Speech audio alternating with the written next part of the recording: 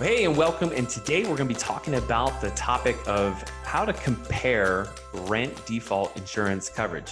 I'm Nate Smoyer. I'm the Director of Marketing here at Avail, and I'm joined by the CEO of Steady Marketplace, John Higgins. John, thanks for joining us. Thanks for having me, Nate.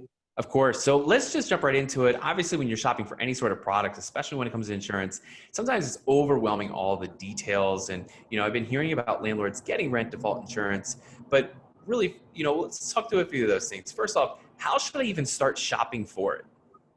Well, the first way to shop for it is to understand, does your tenant meet the criteria and where is it available, right?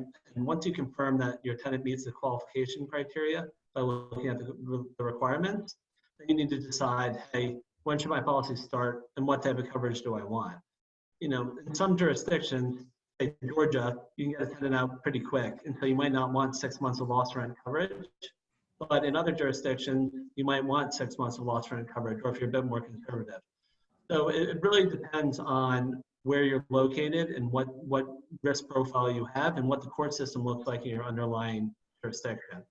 But the best way to shop for it is compare your available options and what's out in the market, and then find the one that meets your needs. That's the best way to buy any product, as you know.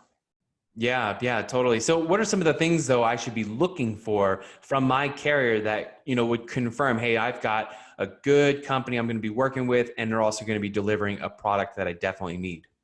Sure. So the first thing is, who is the carrier? Do you know them? Are they a household name? Are they part of a big company? Are they a Fortune 100 company? What's their rating? Are they A+ rated by S&P? Are they A+ rated by AM Best?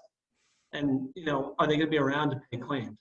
And so those are the biggest things to worry about, because you're really entering a contractual agreement and you need to know who your counterparty risk is too. And if it's an unknown name or they have a bad rating, you want to be careful who you're working with. You also want to understand their track record of paying claims and taking care of their end customers. And so those are all important factors. Just like any business deal or any business transaction, it's good to vet who you're working with and understand where they've come from and what they're doing to make sure it's going to be a good relationship. I couldn't agree more. And John, I really appreciate you going into details on that. For those who are watching who want more information, you can check the links below this video or in the post to learn more about how Avail and Steady Marketplace are helping landlords across the US with rent default insurance. Thanks, Nate.